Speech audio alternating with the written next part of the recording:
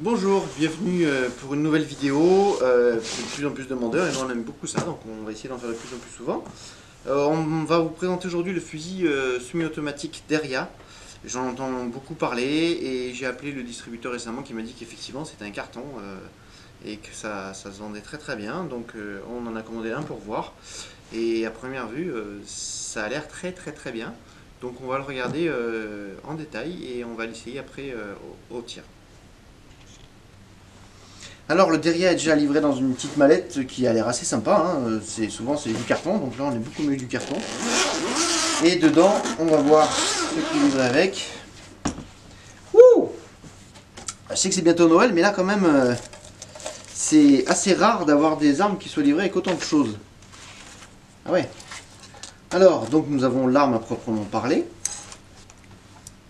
avec son témoin de chambre vide. Et nous avons en plus, alors, une bretelle, la vis, le tournevis pour pouvoir la démonter, une poignée avec la hausse intégrée, une poignée avant qui va pouvoir se mettre sur la rail Picatinny, un chargeur de 3 cartouches qui est monté dans l'arme, un deuxième chargeur de 5 cartouches, un troisième chargeur de 10 cartouches, un outil pour pouvoir faire l'entretien de l'arme, un deuxième piston qui doit être pour des charges lourdes ou légères à l'inverse, plusieurs chocs interchangeables, des bouchons d'oreilles pour prendre soin de nos petites oreilles, et encore des organes de visée déplacés sur la Picatinny pour pouvoir le monter sur le côté, en plus de ceux qui sont déjà montés d'origine dessus.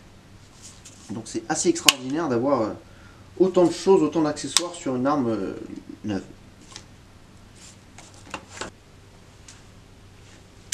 Alors on va regarder ce fameux Derya MK12 de plus près. Donc nous avons en premier lieu une crosse type M4 qui est réglable plusieurs positions en longueur et avec un petit buscle de réglable aussi en hauteur, simplement avec une petite molette de réglage sur le côté, très facile à mettre en œuvre, et un petit sabot en caoutchouc pour pouvoir amortir le recul du calibre 12. C'est monté sur un boîtier tendance, on va dire, à R15, toujours avec le même système de démontage avec deux goupilles qui sont facilement basculantes pour pouvoir enlever toute la partie sous garde.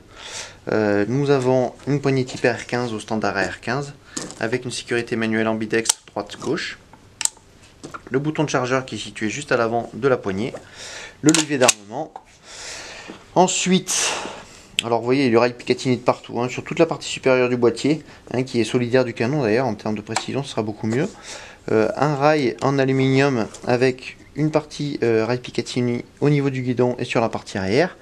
Des rails Picatinny toujours sur le côté et sur toute la partie en dessous, sur laquelle on va pouvoir monter entre autres par exemple la poignée qui est livrée avec l'arme. Et au bout donc le manchon qui se divise pour pouvoir démonter l'arme et comme on peut le voir livré avec plusieurs chocs interchangeables. De l'autre côté, donc on retrouve la sécurité, le bouton d'arrêteur de culasse et la petite hausse basculante qui est réglable en direction avec les petits boutons sur le côté et le petit guidon basculant lui aussi qui est réglable avec un petit tournevis qui est livré dans la mallette pour pouvoir régler la hauteur. Il y a même des anneaux de bretelles sur l'arrière de la poignée ou sur le devant Picatinny, enfin il y a vraiment tout qui est livré avec cette arme. On va regarder un peu plus en détail l'ergonomie de l'arme. Donc ça, là, la poignée type R15 étant en caoutchouc, on l'a vraiment très bien en main. Les chargeurs se mettent assez facilement. On a une culasse calibre 12 qui se manipule assez facilement. Le bouton de le chargeur qui est à l'avant avec la poignée droite ou simplement avec l'index. L'arrêteur de culasse qui permet de fermer la culasse. La crosse réglable dans plusieurs positions suivant la morphologie du tireur avec le petit appui-joue pour pouvoir utiliser au mieux les organes de visée et les rails piétines de partout pour pouvoir mettre des poignées en latéral, à l'avant avec des lampes, enfin vraiment tout ce que vous pouvez imaginer comme accessoire. Et le guidon donc toujours aussi basculant et réglable. C'est vraiment bien, hein. Je pense que ça doit être très sympa au tir. Et d'ailleurs après toutes ces bonnes paroles, direction le stand de tir pour essayer ça en direct. C'est parti. Alors on est descendu au club de tir, donc on va voir en condition de tir ce que donne ce Deria 12 en tir de réglage d'abord, et puis après on va s'amuser sur des gongs. Alors on va tirer d'abord 3 cartouches pour voir où est-ce que ça tire.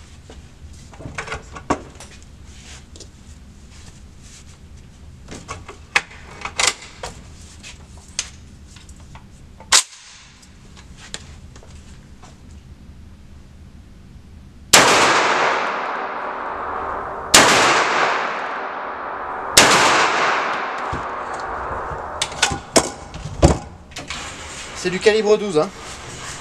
Ça bouge, ça recule.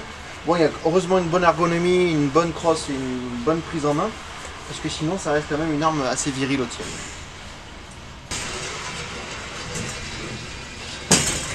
Alors voilà, on a 3 impacts qui sont pas centrés mais qui sont relativement groupés. Donc on va utiliser la petite molette de réglage en latéral pour pouvoir recentrer un petit peu tout ça et faire un petit réglage en hauteur. Pour être vraiment en plein dans le centre de la cible.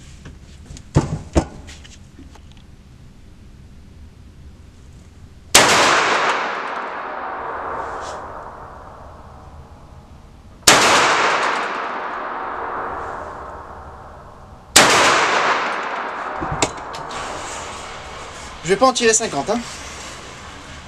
Mais après un bon petit réglage et un peu de gong, ça devrait suffire. Donc voilà notre cible revenue avec, j'ai un petit peu trop réglé la hauteur, donc je vais enlever 3 clics.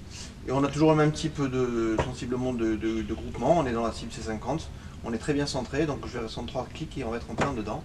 Donc on va pouvoir essayer ça directement sur gong. C'est parti. On va donc tirer 5 cartouches sur gong à 25 mètres, qui est la destination principale de ce type d'arma, qui est vraiment destiné et taillé pour l'IPSC. Avec tous les accessoires, tout ce qui est monté dessus qu'on a vu tout à l'heure, on va se mettre en condition réelle d'utilisation de ce type d'arme.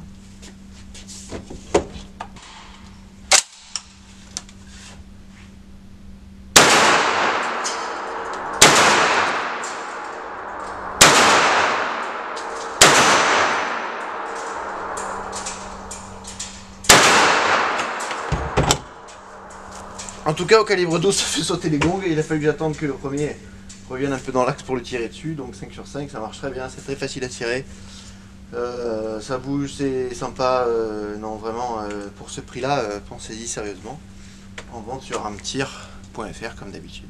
A bientôt.